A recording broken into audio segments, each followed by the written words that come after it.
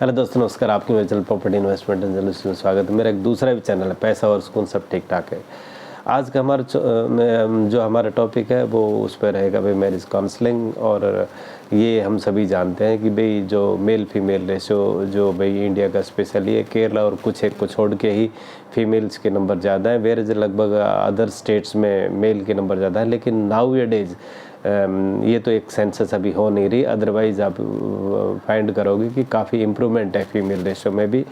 और जैसे पहले ये होता था कि भाई मेल डोमिनेंट आप कह सकते हो, उस टाइम क्या है कि उसके शादी ब्याह के भी 10 नखरे होते हैं। मुझे ऐसी लड़की चाहिए, वैसी लड़की चाहिए, पढ़ी हुई चाहिए, जॉब वाली चाहिए। लेकिन आज एक तरह से सिनेरियो उल्टा हो गया है कि डोरी का तो भाई नाम ही बंद हो जाएगा, क्योंकि जो फीमेल्स है वो लगभग इकोनॉमिक सेक्टर में, जॉब वगैरह में आप देखोगे मोर देन 50% और 60% के आसपास भाई जॉब में है। और एक तरह से अच्छी काबिलियत के साथ भाई फीमेल्स आ रही हैं और उसमें मेल पीछे रह जा रहा है। तो एक तरह से जो मेल डोमिनेंट मार्केट जो था वो ख़त्म होता आ गया और अभी तो फीमेल डोमिनेट करेगी। तो एक अच्छा एक शुरुआत है और एक बैलेंस आप सेक्स रेशियो को कह सकते हैं। तो इसके बारे में आज हम यही चर्चा करेंगे कि भाई स्पेशली जो एक मैरिज का एक संबंध है। पहले तो क्या होता था कि पेरेंट्स वगैरह ही डिसाइड करते थे और अरेंज मैरिज हो जाती थी। तो पहले इतनी अवेयरनेस भी नहीं थी, कंप्रोमाइज़ बहुत ज़्यादा होता था। तो उस कंप्रोमाइज़ में क्या है कि कई बार लाइफ बड़ी मुश्किल से और भाई निकालनी पड़ती है। लेकिन आज का ज़माना ऐसा नहीं है।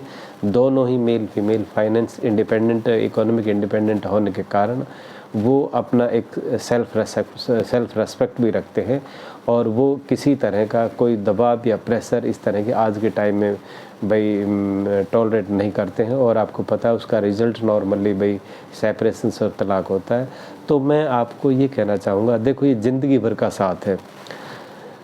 एक तरह से मैं तो यही मानता हूँ कि दो काम ऐसे होते हैं कुछ ज़िंदगी में एक ही बार होते हैं और उसमें लोग ज़्यादा सोचते नहीं हैं और एक ब्लाइंड डिसीज़न ले जाते हैं और जिसके रिज़ल्ट्स जो है वो ज़्यादा अच्छे नहीं निकलते। जैसे एक तो ज़िंदगी में घर बनाना, एक अच्छा घर जो भाई मिडिल फैमिलीज़ वगैरह है तो एक ही लाइफ में घर बना पाती है। अगर उसमें उसका डिसीज़न सही नहीं हुआ तो क्या है कि भाई पैसे की बर्बादी हो जाती है, ज़िंदगी का सुकून चला जाता है और एक नाइस और भाई एक शांति वाला होम क्रिएट नहीं हो पाता है वो अगर रॉन्ग डिसीज़न होगा तो।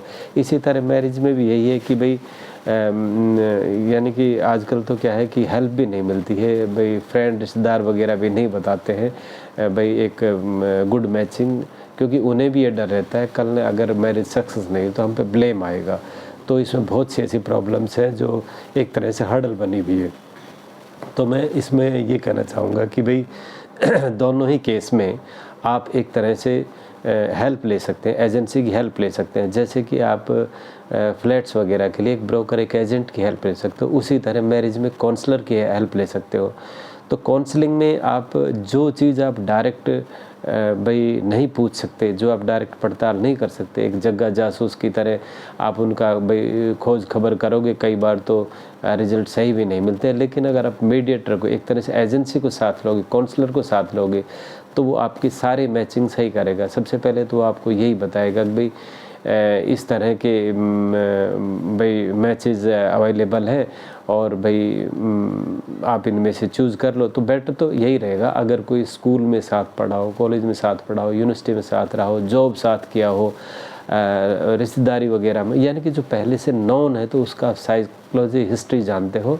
तो साइकोलॉजी हिस्ट्री अगर एक तरह से पता है तो एक मैचिंग अच्छी होगी और एक बेटर होगी। लेकिन अननोन से जैसे नेट पे शादी करना, किसी का रिलीजन दूसरा बाद में निकल आना, किसी ने कोई बात छुपा ली, मैरिज के बाद फंस के रह जाना, ज़िंदगी बेकार हो जाना, तो इन सब चीज़ों को अवॉइड करने के लिए या तो अपने वेल नोन में शादी करो।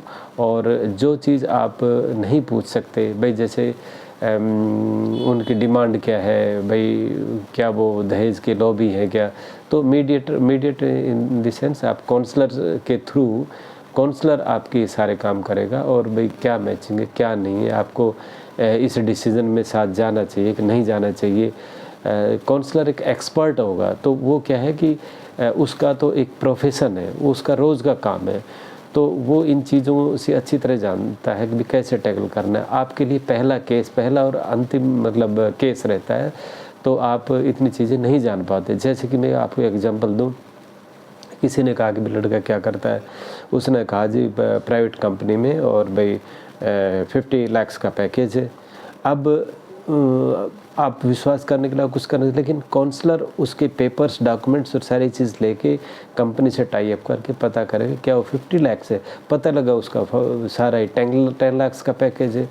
तो इस तरह के आप झमेले से बचने के लिए आप काउंसलर के थ्रू जाइए, क्योंकि एक बार अगर मैरिज हो गई तो भाई फिर आप कुछ नहीं कर सकते।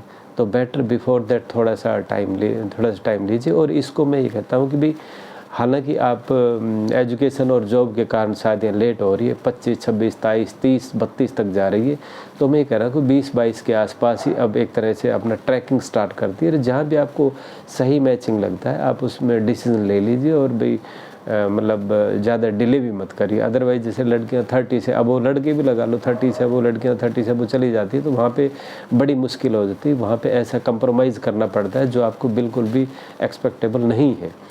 तो मैं आपसे यही कहना चाहूँगा कि किसी तरह की भी कोई भी डाउट्स है, कोई भी मैचिंग में या कोई भी जांच पड़ताल में या किसी भी विषय में, एक दूसरा एग्जांपल दूँ कि जैसे उन्होंने कहा कि लड़का कितना पढ़ा लिखा है, बोला जी लड़के ने तो MSc मैथमेटिक्स किया हुआ है।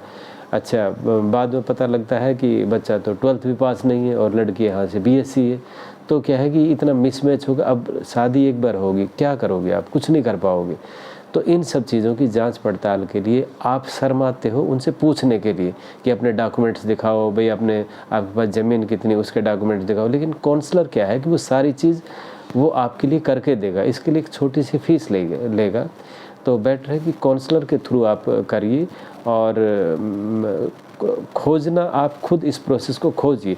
लेकिन क्या है कि जब एक तरह से पड़ताल करनी हो या भाई कुछ किसी तरह की चीज़ों के बारे में पता करना हो, या भाई शादी करनी भी चाहिए इनके साथ या नहीं करनी चाहिए, तो ये सब आप काउंसलर पे छोड़िए। आई थिंक काफ़ी वो आपके डाउट्स क्लियर कर देगा। कई बार तो क्या होता है कि कई बार पेयर में इम्पोर्टेंसी होती है, तो भाई पेरेंट्स के प्रेशर से क्या है कि वो शादी एग्री हो जाता है, बाद में पता लगता है कि दिस द मेडिकल प्रॉब्लम, और उसके बाद भाई डाइवर्स के अलावा और कोई चारा नहीं रहता। तो ये सब चीज़ें, medical certificates and all this things that counsellor will provide you. तो बेटर आप उसकी हेल्प लीजिए और आगे बढ़िए, शादी में डिले मत कीजिए। It is my best wishes that have a good life in future. Thank you much.